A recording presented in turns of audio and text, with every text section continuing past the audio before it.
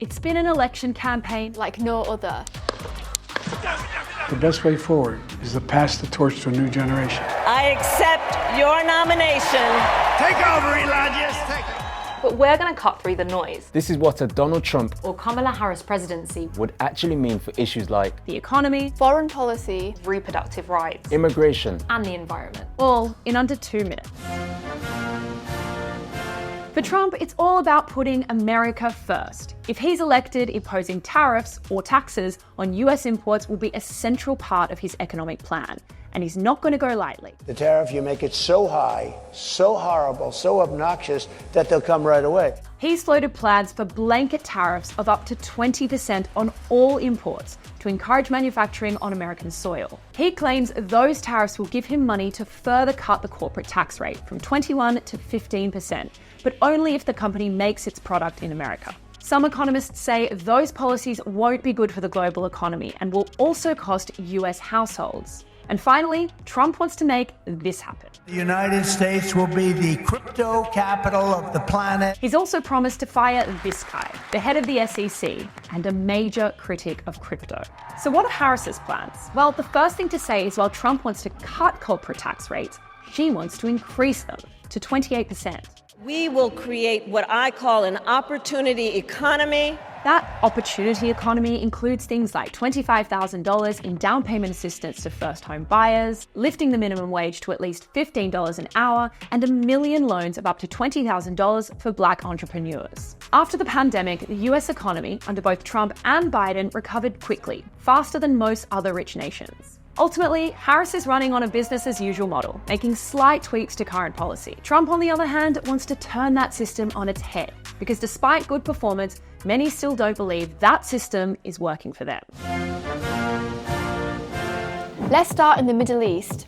Both candidates say they want an end to the war in Gaza, but how they would achieve this remains unclear. So in policy terms, at this stage, not much difference, but there is in language. We cannot look away in the face of these tragedies. That said, Harris shows no sign of reducing aid to Israel. Trump is a staunch supporter of Israel. While in office, he made the controversial decision to move the US Embassy to Jerusalem. The United States finally and officially recognized Jerusalem as the true capital of Israel. But both candidates agree the main threat in the region is Iran. Iran can't have a nuclear weapon, it's very simple. Iran never achieves the ability to be a nuclear power. What about Russia's war in Ukraine? Trump claims he would end the conflict in 24 hours, wants to cut funding to Ukraine, and make Europe pay more. That would force Zelensky into an unfavourable peace deal with Russia, which Harris has criticised. She says that's surrendering, not a peace plan, and has previously vowed to support Ukraine for as long as it takes. Let's talk about America's big economic rival, China. Both candidates want to reduce reliance on China by boosting domestic production and using tariffs. Trump's approach is more extreme, promising tariffs up to 60% on all goods from China,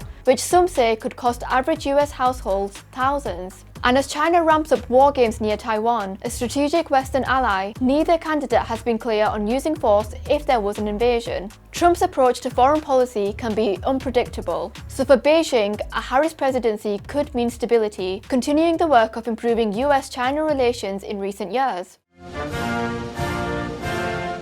The debate in America is shaped by Roe v. Wade, a landmark Supreme Court ruling which has protected a woman's right to abortion. When it was reversed in 2022, 25 million women lost that right, and the political fault lines were set. Yesterday, the court handed down a victory for the Constitution. Now we are seeing an intentional restriction of rights. What is that saying about the trajectory and the direction of our country? Reproductive rights have been at the centre of Harris's campaign. The right of a woman to make decisions about her own body. She's promising to bring back the protections of Roe v. Wade, which will allow abortions until the time frame of when a fetus can survive outside the womb, which is about 22 to 24 weeks of pregnancy. She also wants to preserve access to the abortion drug mifepristone, which Republicans tried to ban last year. What about Trump? Well, he previously boasted about appointing the conservative Supreme Court judges who overthrew Roe v. Wade. And through the genius and heart and strength of 6 Supreme Court justices, We were able to do that. But unlike some Republicans, he's not in support of a national abortion ban. I'm not signing a ban, and there's no reason to sign a ban. Instead, he wants to leave up to the states to decide. The rest of Trump's policies are vague, which some experts say is a deliberate move because he wants to appeal more to female voters. For almost a decade, Trump has taken a hard line on immigration. You got these people coming, half of them are criminals. We're building the wall, folks. We're building the wall. And he recently falsely accused Haitian migrants in Ohio of eating cats and dogs. This is what's happening in our country, and it's a shame. If elected, he says he'll carry out the largest deportation operation in American history, hiring 10,000 more border officers. He also wants tougher rules, denying citizenship to people born in America to immigrant parents, and clamping down on foreign relatives settling in the country. So what are Harris's policies? Well, she also wants to deter illegal immigrants from reaching the US. Do not come. Do not come. She wants to pass a bipartisan bill that aims at tackling illegal border crossings. It so far failed after Trump and other Republicans opposed it. Harris says they're playing politics. What we have in the former president is someone who would prefer to run on a problem instead of fixing a problem. As vice president, Harris has been scrutinized for her record over immigration, often accused of U-turning, unlike Trump, who's long campaigned on hardline policies. With record numbers of people detained at the border, immigration will be a key issue for whoever wins. Make America great again. We will win.